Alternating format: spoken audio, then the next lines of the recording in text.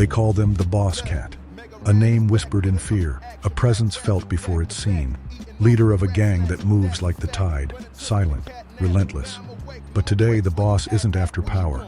They're chasing something precious, a promise left behind, a debt unpaid. What they want isn't gold. It's something deeper, something tied to the past.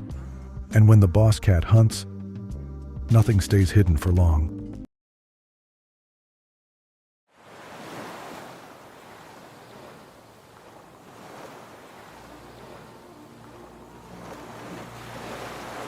The assistant's voice trembles, breaking the calm.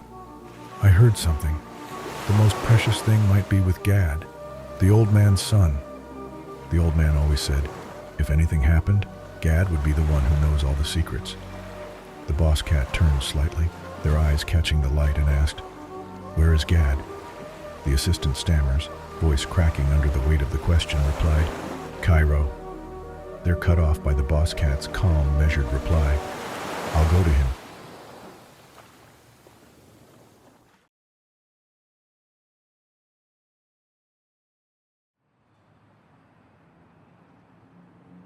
From the shadows behind him, a voice cuts through the stillness. Smooth, almost friendly. Boss Cat said, "Cairo at sunrise. Nothing quite like it. The city feels alive, doesn't it? Even from up here, you can feel the pulse." Gad stiffens, startled. He turns his head, trying to make out who's talking. The rising sun illuminates the edge of their silhouette, but their face remains hidden in shadows. Gad, uneasy, said, "What do you want?" Boss Cat said, "Relax, kid. I'm not here to cause trouble, just looking for something valuable.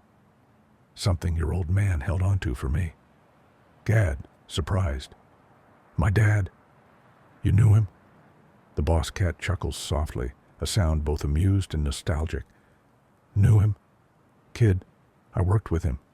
Smart guy, sharp mind, always dreaming big. But he made a promise, a debt if you want to call it that. Before he left, he promised me the most precious thing he had. Now, I'm here to collect." Gad's expression softens, confusion giving way to thought. "The most precious thing?" Gad quietly asked. "Yeah. And before you ask me, no, it ain't money. Your dad wasn't about that. It's something else. Something bigger." "So, what is it?" Boss Cat said. Gad begins to speak, his voice soft and thoughtful. "It's not something you can take. Not something you'd even understand." Pauses, then continues, his tone shifting to something warm and nostalgic. "I remember this one day, summer, years ago. We were standing by the Nile. Not the pretty postcard parts they show tourists, but the real Nile. Dirty, crowded, noisy. He was quiet for a while, just watching the water. Then he told me about the Cairo he remembered when he was a kid. How the river used to be clean. How the air didn't always smell like diesel and dust. That day, he dreamed awake.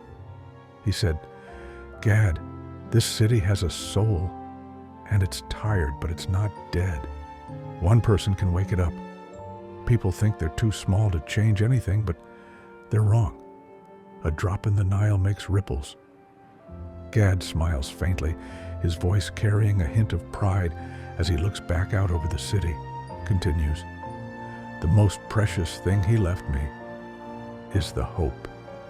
Hope that even in a city this big, this chaotic, things can change."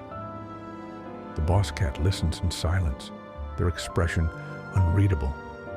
Boss Cat, calm, intrigued, said, "Hope, huh?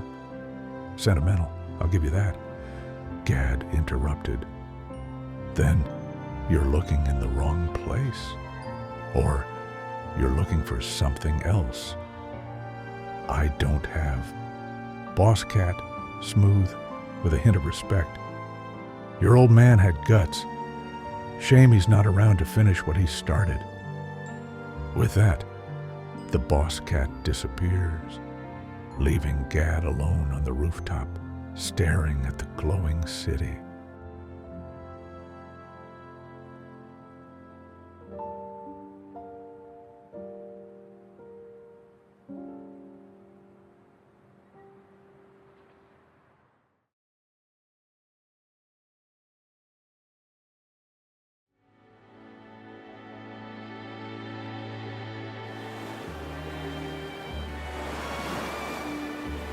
The boss cat stands alone on the same rock as before, silhouetted against the endless sea.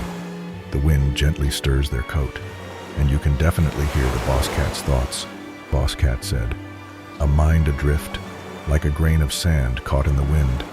The stars above, silent, laugh at the weight we carry. What is a promise? What is loss? What is love? So many things all at once. What is truth? A mirage that pushes us to search for light to uncover its mystery. Or is it the mystery itself? A mystery that forces us to see the world through different eyes? Or maybe a journey that only reveals its meaning when it's complete. The answers are whispers, lost in the wind. And still, we keep searching. Not for meaning, but to find where we belong in all of this."